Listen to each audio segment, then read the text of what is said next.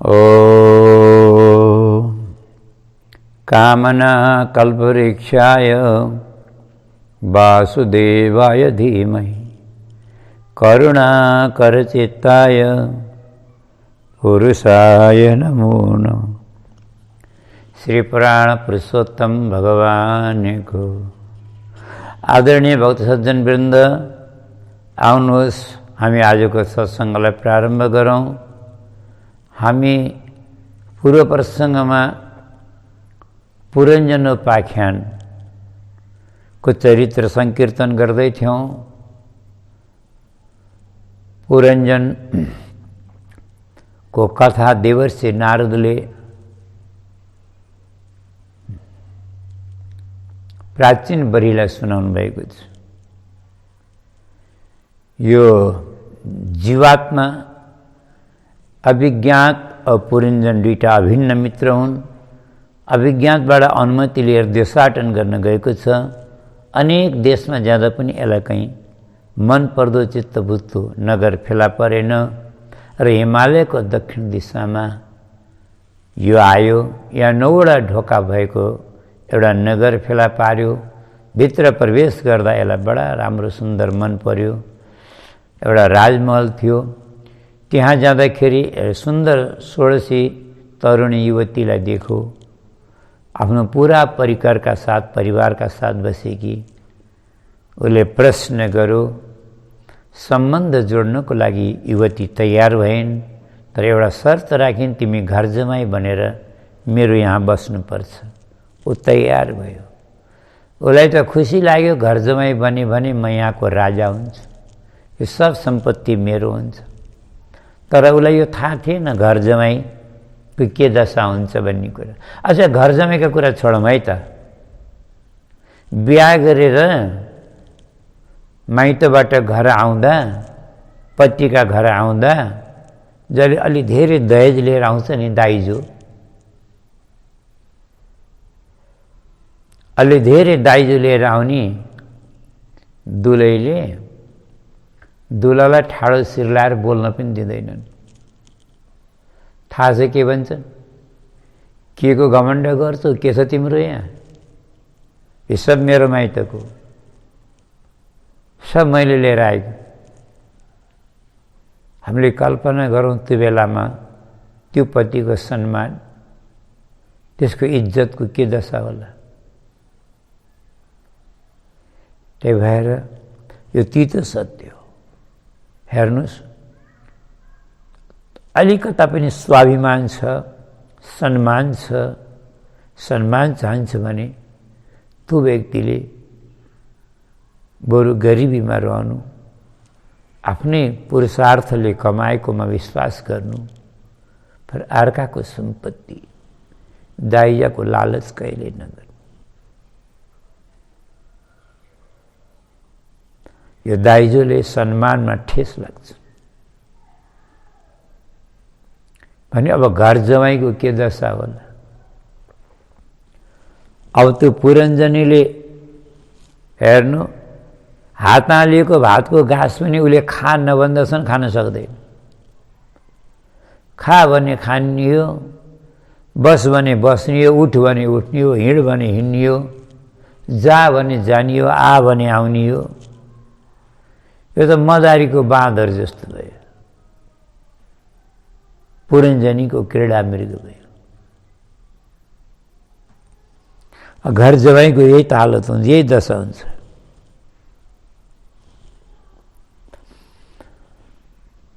एक दिन के भयो, नसोधिकन शिकार खेल्न गएको, वनबाट आउँदाखेरि त पुरञ्जनीको अत्तापत्तै छैन। नोकर चाकरलाई सोधो, कहाँ गइन् तिमीहरूकी स्वामिनी? के भनेर गइन्, कहाँ गइछन्? दासदासीहरूले भन्न लागे,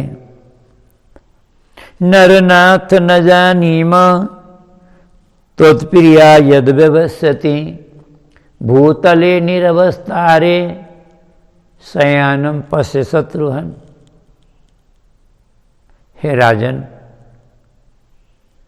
न जाने स्वामिनीले के चाहनु भएको छ, किन रिसाउनु भएको छ? को भवनमा गएर हजुरले नजर गर्नुहोस्। भयमा सुत्नु भएको छ, श्रृङ्गार बिगार्नु भएको छ। हामीसित त बोल्दा पनि बोल्नुहुन्न, रिसाउनु भएको छ। अब पुरञ्जनले कुरा बुझिहाल्यो, यसको अरू केही कारण होइन, आज नसोधिकन म शिकार गर्न गएँ, यही कारण। अझ फकाउनमा नै बडा चतुर थियो। गएर आफ्नी पत्नीका दुवै चरण उठाएर काखमा राख्यो अनि सेवा गर्न लाग्यो। भन्यो, देवी आजलाई क्षमा गर, म हतारमा सोध्न बिर्सेछु, नसोधिकन शिकार गर्न गएँ। अब आइन्दा यस्तो कहिल्यै गर्ने छैन। अनुनय विनय गरेर यस्ता मिठा मिठा कुरा गरेर फकाइहाल्यो। यसका धेरै सन्तान भए। जीवन आनन्दले बितिया थियो। यसको एउटा नगरै बस परिवारको, त्यति ठुलो परिवार भयो यसको। परन्तु यसलाई थाहा थिएन, एउटा छिमेकी राजा थियो जसको नाम हो चण्डवेग। गन्धर्व राजा थियो, त्यसको नाम थियो चण्डवेग। त्यसका न 720 सेनाहरू थिए अनि सेनामा आधा पुरुष थिए र आधा स्त्रीहरू थिए, अर्थात् 360 पुरुष और 360 स्त्रीहरू थिए। अझ स्त्रीहरूमा पनि न आधा त काली थिए र आधा गोरी थिए। और ती सब सैनिकहरूका साथमा, सेनाहरूका साथमा त्यो चण्डवेगले पुरञ्जनको नगरमाथि आक्रमण गर्यो, भयङ्कर आक्रमण गर्यो। घमासान लडाइँ भयो, युद्ध भयो। अब त्यो 5 फण भएको सर्प थियो जो पुरञ्जनीको रक्षा गर्थ्यो। 100 वर्ष तक सङ्घर्ष गर्यो, द्वन्द्व गर्यो, युद्ध गर्यो। और अन्त्यमा अब पुरञ्जनले देखो कि हाम्रो हार हुँदैछ, चण्डवेगले जित्दैछ। अब जितुला जस्तो लागेन। पुरञ्जनीलाई भन्न लाग्यो, पुरञ्जनी, अब यो लडाइँमा म मरेँ भने तिमी कसरी बस्छौ? हेर त, यति ठुलो परिवार छ, तिमी एक्लै छौ, कसरी भरण पोषण गर्छौ? कसरी परिवारको पालन गर्छौ? म बिना तिमी कसरी बस्छौ? कसरी बाँच्छौ? अच्छा, यो एउटै कुरा दिनमा 50-50 बार सोध्न थाल्यो। एक दिन त पुरञ्जनीलाई पनि झर्को लागेछ। एउटै कुरा दिनमा 50 बार सोद्धाखेरि कसलाई झर्को लाग्दैन भन्नु त? एक दिन त झर्केर पुरञ्जनीले के भनी, पहिला तिमी मर त सही, जसरी बस्छु बस्छु। वास्तवमा यो कथा हामी सबैको, हर मान्छेले के भन्छ थाहा छ? हजुर कुरै नगर्नुहोस्, घरमा हत्ते छ। आगो फुक्ने, आगो बाल्ने मान्छे कोही छैन। घरमा हत्ती छ, कोही छैन। हामीले यहाँ एउटा कुरा गरौँ, सोचौँ है। अझ यो संसारमा कति आए, कति गए, कति जन्मे, कति मरे? इमानदारले बताउनु, संसारमा कोही मरेर कसैका घरमा कसैको चुलो बन्द भयो आज तक? नै। मान्छेले त्यसै सोच्छ, म बिना मेरो परिवार चल्दैन, मेरो घर चल्दैन, मेरा परिवारका बाँच्न सक्दैनन्। पर परिवारले के सोचेछ? परिवारले के सोच्या हुन्छ? यो बुढो मरो भने एउटा कोठा खाली हुन्थ्यो, मनमा त्यस्तो सोच्या हुन्छ। बिचरा बुढाबुढीले भन्छन् हामी बिना केटाकेटी कसरी बस्छन्, कसरी बाँच्छन्। खेर छोडौँ यिनी कुराहरू। त्यो लडाईँमा त्यो पुरञ्जन मर्यो। त पुरञ्जनीको याद गरेर मरेको हुनाले अन्त्य यामती सागती भन्छ शास्त्रले, है। मर्ने बेलामा मान्छेले जे सोचेर मर्छ त्यही गति प्राप्त गर्छ। त्यो याद होला नि, मर्ने बेलामा गीता सुनाउँछन्, भागवत सुनाउँछन्, भगवानको नाम सुनाउँछन्। पर उमेर आयु अवस्था छँदा कसैले सुनाउनन्, सुन्दैनन्। अब मर्ने बेला होस चेत छैन, कानले सुन्दैन, मन कहाँ छ, त्यस्ता बेला सुनाएर के फाइदा। त्यही पनि कतिको त बिचारा त्यो पनि भाग्यमा छैन। मर्ने बेला भगवानको नाम राम राम घर सुनाउन कोही आउँदैन। हजुर मलाई चिन्नुभयो, म को भन्न आउँछन्।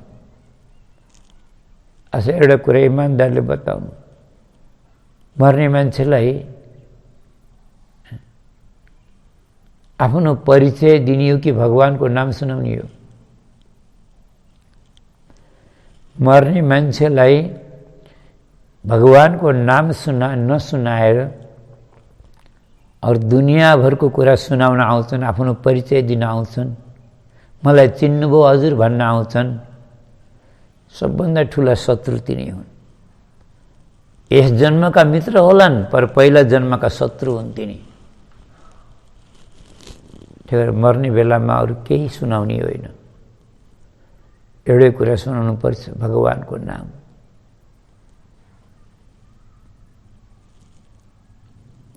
भगवानको नामले नै कल्याण गर्छ। त्यही भएर यो पुरञ्जनीको याद गरेर मरेको हुनाले यो स्त्री भएर जन्मे अर्को जन्ममा। चण्डवेगको साथमा एउटा अरू पनि जरा नामकी राक्षसी पनि आक्रमण गर्न आई।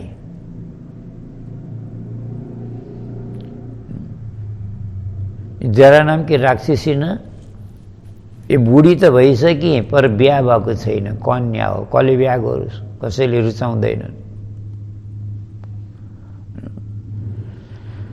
फेर प्रज्वाल सङ्घमा लिएर आई। यी सबैको आक्रमणले गर्दाखेरि बिचरा पुरञ्जन गत प्राण भयो र विदर्भ देशको राजाकी छोरी वैदर्भी भएर जन्मियो। जो विवाह गर्ने योग्य भई त मलयध्वज राजासँग बिहा भयो। अब मलयध्वज राजा बडा प्रतापी राजा थिए। 7-7वटा इनका पुत्र भए और एउटी कन्या भइन्, असितेक्षणा नामकी कन्या। जीवनको उत्तरार्धमा राज्य पुत्रलाई दिएर तपस्या गर्न वनमा गए उत्तराखण्डतिर। तपस्या गर्दा गर्दै मलयध्वजको पनि शरीर पुरा भयो। अब वनमा कोही छैन, यो पनि सँगै गएकी। आफ्ना पतिको लासलाई आफ्नो काखमा राखेर चितामा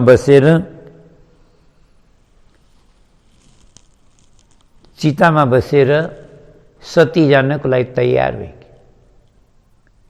त्यही समयमा अभिज्ञातलाई याद आयो, मेरो एउटा मित्र थियो पुरञ्जन, मेरो अभिन्न मित्र थियो। देशाटन गरेर छिट्टै फर्कन्छु भनेर गएको, अहिलेसम्म आएन, कता गयो होला भनेर ब्राह्मणको भेष बनाएर खोज्दै जाँदा उत्तराखण्डको जङ्गलमा वैदर्भी भएको, चितामा बसेको, लासलाई काखमा राखेको, चितामा आगो लगाएर मर्नको लागि तयार भएको। अभिज्ञानले अगाडि बढे, मित्र पुरञ्जन के हालत बनाएको तिमीले हो? तिमी को हौ? तिमीलाई याद छैन? मलाई चिनेनौ? म अभिज्ञात, तिम्रो मित्र, हामी साथी हौं, तिमीलाई याद छैन? यो वैदर्भी एकदमैसित डराई। को हो यो? भनी चिच्याएर, खबरदार अगाडि नआऊ, तिमीलाई म चिन्दिन। लाज लाग्दैन? एउटी पतिव्रता नारीलाई मित्र भन्दै अगाडि बढ्दै आउँछौ? म पतिव्रता नारी हुँ। मेरो पतिको साथमा म सती जान तयार भएकी छु। तिमीहरू जस्ता पुरुषको नियत मलाई थाहा छ। तिम्रो मनमा पाप छ। अर्काकी स्त्रीलाई मेरो मित्र भन्दै अगाडि आउँछौ। अहिले मैले श्राप दिएर भस्म गरिदिन सक्छु तिमीलाई। म पतिव्रता नारी हुँ। म पतिव्रता नारीको महिमा थाहा छैन तिमीलाई? खबरदार अगाडि बढ्यौ भने म श्राप दिन्छु। अभिज्ञानले त टाउको समात्यो। मेरो मित्र त गएछ, मलाई परपुरुष भन्छ। एउटा लासलाई मेरो पति भनेर रोइरहेको छ। लाससित मर्न तयार छ। नारदजीले भन्नुभयो, प्राचीन बर्ही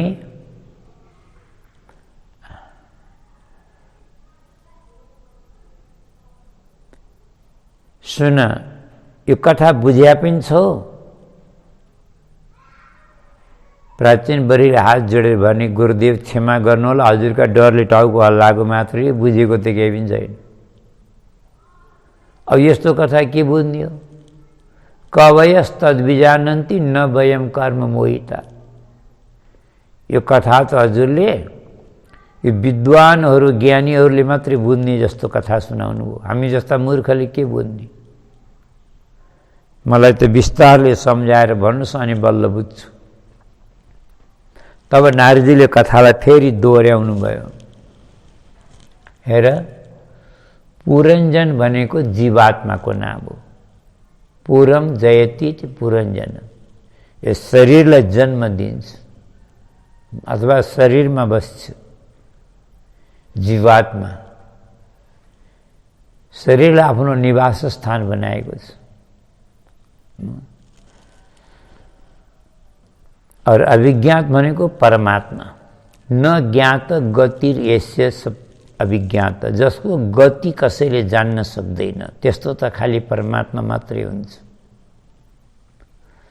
तो जीवात्मा और परमात्मा ये दुईटै अभिन्न मित्र हुन्। सुपर्णा वेतौ सदृशौ सखायौ यदृक्षये तौ कृतनिडौ च वृक्षे।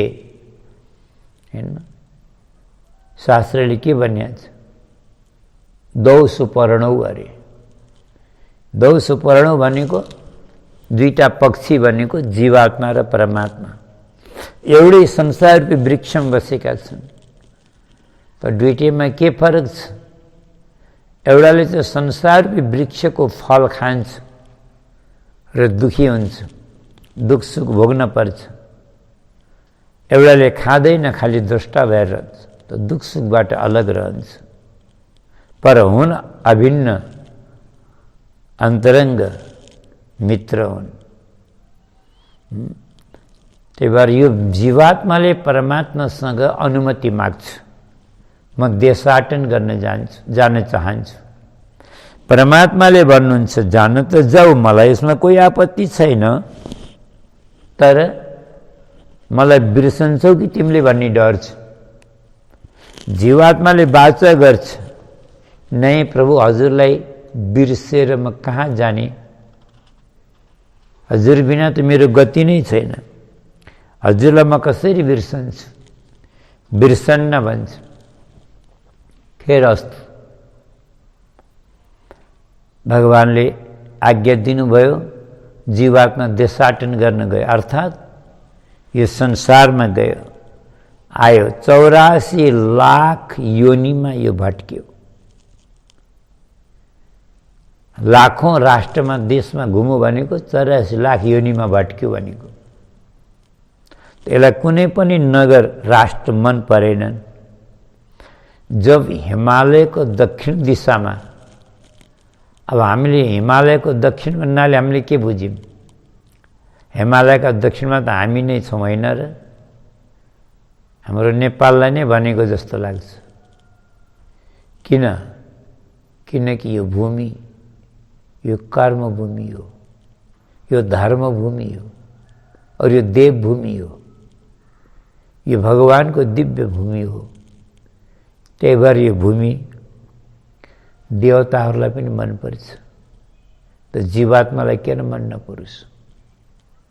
और त्यसमा यसले सुन्दर नगर देखो, 9वटा ढोका भने 9वटा ढोका भएको नगर भनेको यो मनुष्यको चोला हो।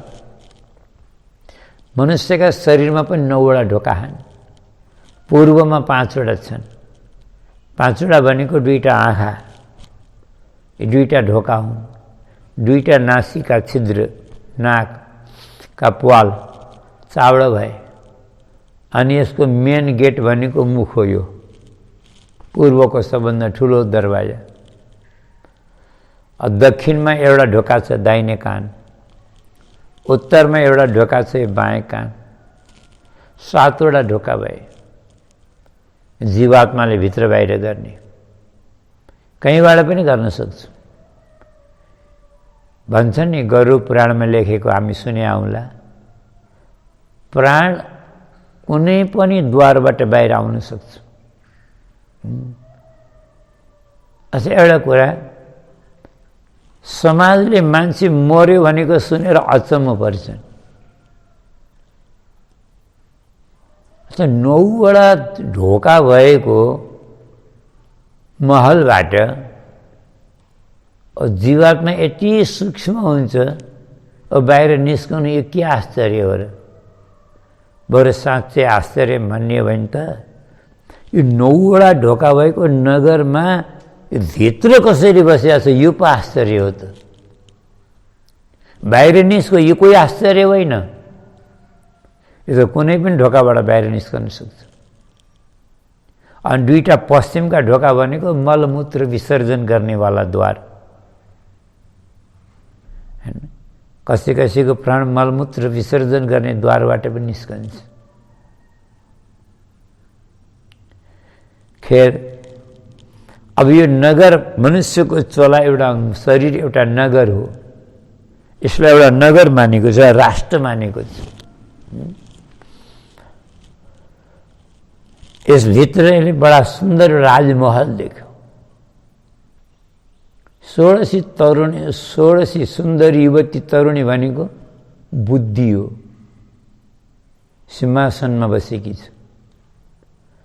बृहद बल नाम गरेको मन्त्री भनेको मन हो, मनको बल अथाह छ, त्यही भएर यसको नामै बृहद बल।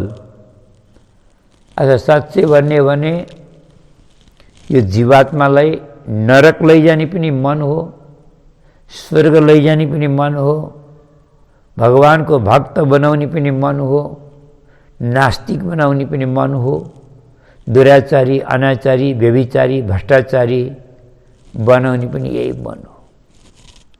मान्छेको मन जस्तो छ जीवात्मालाई त्यस्तै बनाउँछ। त्यही भएर यसको नाम बृहद बल हो। 10वटा इन्द्रियहरू छन्, यी सखाहरू हुन्, मन्त्रीहरू। अरे यसका वृत्तिहरू सखीहरू हुन्, सहेलीहरू हुन्, ठुलो परिवार छ। अब यो पुरञ्जन माने यो जीवात्माले बुद्धिसँग बिहा गर्न चाहन्छ। बुद्धिले भन्छ म बिहा त गर्छु, परन्तु म यो घरबाट बाहिर जान्न, तिमी यो घरमा बस्न पर्छ। जीवात्माले सहर्ष स्वीकार गर्छ र बुद्धिसँग बिहा गरेर यो शरीरमा घर जमाई भनेर बसिन्छ। अब हामीले यहाँ कल्पना गरौँ है, वास्तवमै सानो कुरा होइन बुझ्नको लागि। यो शरीरमा जीवात्मा घर जमाई भनेर बसिया छ, यसको आफ्नो होइन यो।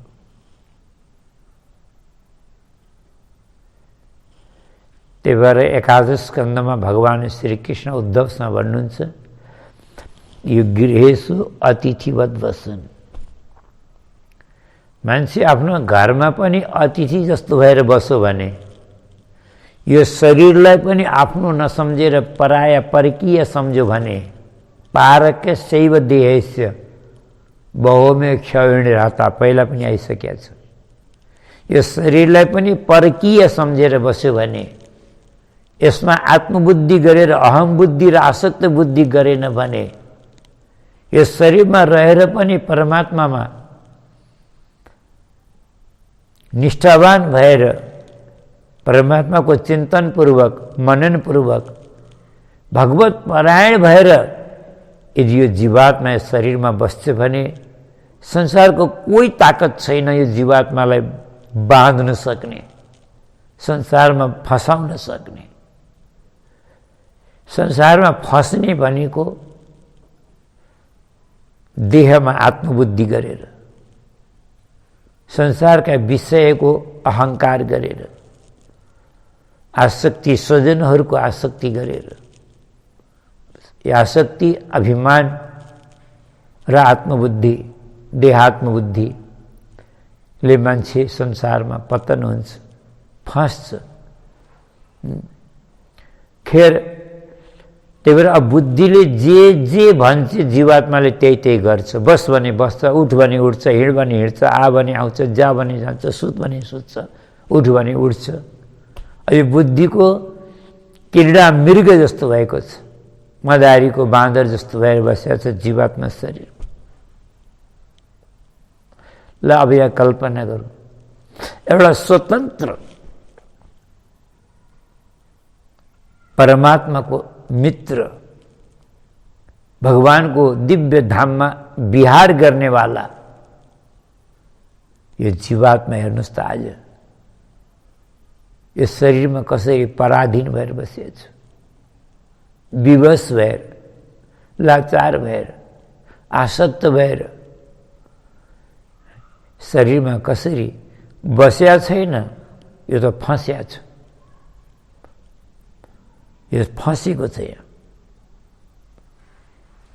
यही कथाको चिन्तन यो सारो। अब हामीले कल्पना गरौँ, चण्डवेग नामको छिमेकी राजा भनेको 1 वर्षको समय, संवत्सर भन्छौँ जसलाई हामी, यो संवत्सर, यसको न 720 सेना छन्। अच्छा 1 वर्षमा 360 दिन हुन्छन्।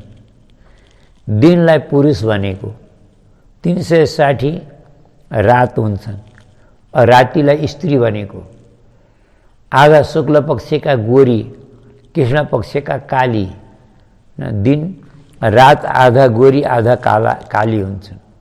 अर्थात् कृष्ण पक्षका काला रात भए, शुक्ल पक्षका उज्याला रात भए, त्यही भएर काली गोरी भनेको। यसरी 720 सेना लिएर यो संवत्सरले हाम्रो आयुमाथि आक्रमण गरेको छ। अरू यो 5 फण भन्ने सर्प, 5वटा फण भएको सर्प भनेको पञ्च प्राण हो। प्राण, अपान, समान, व्यान, उदान। यो 100 वर्ष तक लडाई गर्छन् चण्डवेगसित। 100 वर्षको लडाई भन्नाले हामी यसरी बुझौँ है, मान्छेको आयु 100 वर्ष हुन्छ, ओ त्यहाँभन्दा धेरै कहाँबाट लड्ने हो, आयु नै छैन। यो 100 वर्षको लडाई भनेको आयु पर्यन्त लडाई हो, सङ्घर्ष यो, कालको र जीवात्माको सङ्घर्ष द्वन्द्व चलेको छ। भएन भनेर अन्तिममा जरा नामकी राक्षसी आई।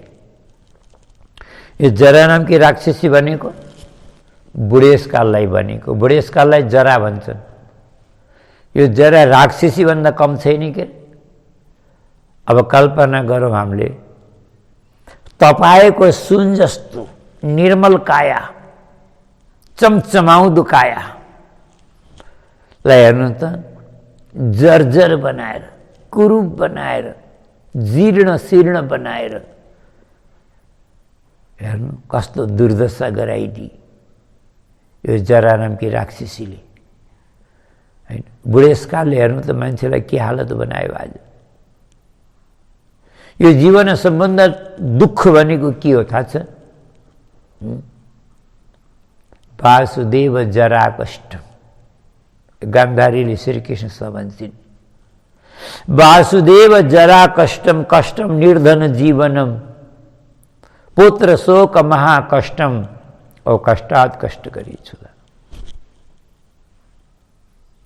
भले भक्तवत्सल भगवान को